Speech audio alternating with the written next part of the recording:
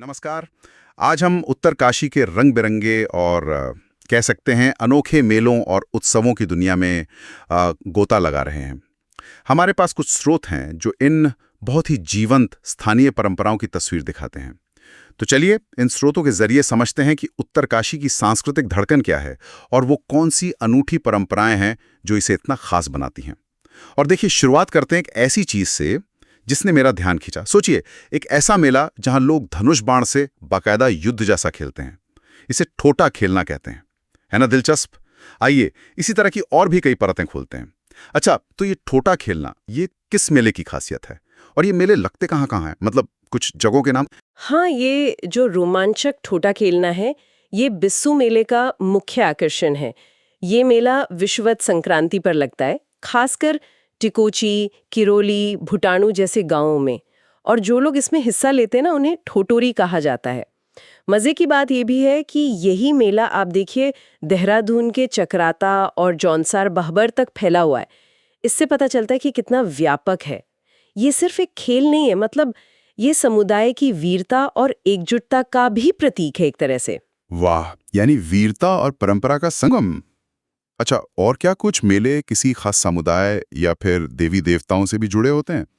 मैंने जैसे सिल्कू उत्सव और दिवाली पर होने वाली ठहर पूजा के बारे में भी पढ़ा था। सर मेला है वो खास तौर पर जाड़ भोटिया समुदाय का है। और मुखवा गांव की बात करें, जो गंगोत्री मंदिर के पुजारियों का घर है, वहां नाग देवता का हारदूद मेला लगता है।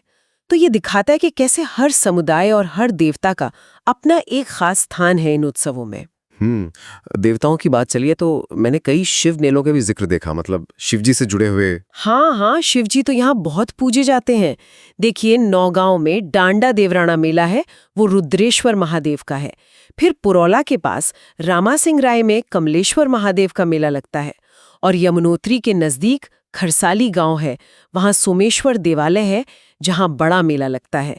रमवाई क्षेत्र का बौखनाग मेला भी काफी महत्वपूर्ण माना जाता है। अच्छा, ये खरसाली वाला जो सोमेश्वर मेला है, इसकी कुछ रस्में तो मुझे बड़ी अनोखी लगी। जैसे वो पेड़ पर तीर चलाना और एक पशवा का कुल्हाड़ी पर नंगे पैर चलना। ये पशवा कौन होते हैं? क्या मतलब है इसका? देखिए, पशवा वो व्यक्ति होते हैं जिन पर कहते हैं कि देवता का आवेश आता है। एक तरह से वो देवता के माध्यम बन जाते हैं उस समय। और उनका वो कुल्हाड़ी पर चलना, वो तो आस्था की पराकाष्ठा दिखाता है। पर सोमेश्वर देवता की सबसे जो हैरान करने वाली बात है ना, वो उनका जुड़ाव महाभारत से है। स्थानीय मान्यता है कि उन्हें दुर्योधन का अवतार माना जाता है। क्या कह रही हैं? दुर्योधन का अवतार? जी हाँ, कहते हैं कि वे रवाई घाटी से ऊपरी कोट मानुष रूप में आए थे और मोरी ब्लॉक में भी इनकी पूजा होती है। अरे वाह, दुर्योधन का अवतार! ये तो वाकई बहुत ही मतलब अनूठी बात है। ये दिखाता है कि कैसे स्थानीय मान्यताएं महाकाव्यों के पात्रों को भी अपने रंग में ढाल लेती हैं। क्या महाभारत का जिक्र और कहीं भी आता है इन मेलों में? हाँ, एक और मेला है गेदुआ मेला। ये मकर संक्रांति पर लगता है, पुरोला के देवरा ग्राम नेटवाड़ क्षेत्र में। इसमें क्या होता है कि सिंगतूर पट्टी के गांव दो दलों में बंट जाते हैं। एक पानसाई, जो पांडवों के प्रतीक माने जाते हैं, और दूसरे साठी, जो कौरवों के। और फिर ये लोग गेंद का एक पारंपरिक खेल खेलते हैं। सोचिए जरा, महाभारत का युद्ध एक खेल के रूप में आज भी वहां जीवित है। कमाल है, परंपराओं में इतिहास कैसे मतलब रच बस जाता है। अच्छा, मकर संक्रांति पर तो शायद उत्तरकाशी शहर में भी एक बड़ा आयोजन होता है ना? माघ मेला शायद। जी बिल्कुल। उसे स्थानीय लोग बाड़ाहाट का थौल कहते हैं।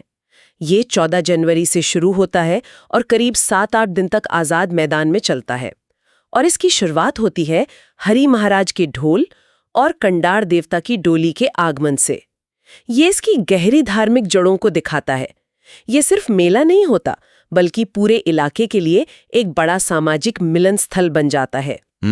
और कुछ मेले ऐसे भी हैं क्या जो हर साल नहीं लगते हैं बल्कि कुछ सालों के अंतराल पर होते हैं? हाँ, है। जैसे नौगांव का अठोड़ मेला है, वो हर तीसरे साल लगता है और पशुपालन व्यवसाय से जुड़ा हुआ है। इसी तरह दजगी घाटी का मच्छी मोड़ मेला भी पहले हर 3 साल में होता था। ये छेजूला घाट और बनगांव घाट के संगम पर लगता है। और वहीं पास में सिद्धेश्वर महादेव का एक बहुत सुंदर 3 मंजिला नागर शैली का मंदिर भी है, वो भी देखने लायक है। हाँ, और कंडक मेला और नागराज देवता मेला भी जिले के दूसरे महत्वपूर्ण मेले हैं। मेलों के अलावा क्या कोई खास यात्रा भी है जिसका जिक्र मिलता है इन स्रोतों में? हाँ, एक बहुत महत्वपूर्ण यात्रा है वारुणी पंचकोशी यात्रा। ये हर साल होती है। इसमें श्रद्धालु क्या करते हैं कि भागीरथी और वरुणा नदी, जिसे वहाँ श्यामलदेर गाड़ कहते हैं, उसके संगम पर स्नान करते हैं। फिर वहां से गंगा जल लेकर वरुणावत पर्वत की करीब 15 किलोमीटर की पैदल परिक्रमा पूरी करते हैं। ये यात्रा जो है, ये आस्था और प्रकृति के बीच जो गहरा रिश्ता है, उसका एक जीता जागता प्रमाण है। तो हमने देखा कि उत्तरकाशी के ये मेले और उत्सव सिर्फ कैलेंडर की तारीखें नहीं हैं। इनमें रोमांच भी है, गहरी आस्था भी है, इतिहास की गूंज सुनाई देती है और प्रकृति से जुड़ाव भी साफ झलकता है। बिल्कुल सही कहा आपने। ये उत्सव महज मनोरंजन के साधन नहीं है, ये स्थानीय इतिहास को जिंदा रखे हुए हैं। चाहे वो सोमेश्वर और दुर्योधन का वो अनोखा संबंध हो या फिर गेंदुआ मेले में महाभारत का वो खेल, ये परंपराएं नदियों, पहाड़ों और समुदायों के बीच के बंधन को मजबूत करती हैं और सामाजिक ताने बाने को सहेज कर रखती हैं। और यहीं पर एक विचार मन में आता है, सोचने वाली बात है कि आखिर इन मेलों में स्थानीय देवताओं और महाभारत जैसे विशाल महाकाव्यों के पात्रों का ये अनूठा संगम, ये मिश्रण कैसे बना होगा? और आज की इस बदलती दुनिया में, आज के आधुनिक समय में इन परंपराओं का समुदायों के लिए क्या सांस्कृतिक या सामाजिक मायने बचे हैं? ये एक अहम सवाल है। नमस्कार।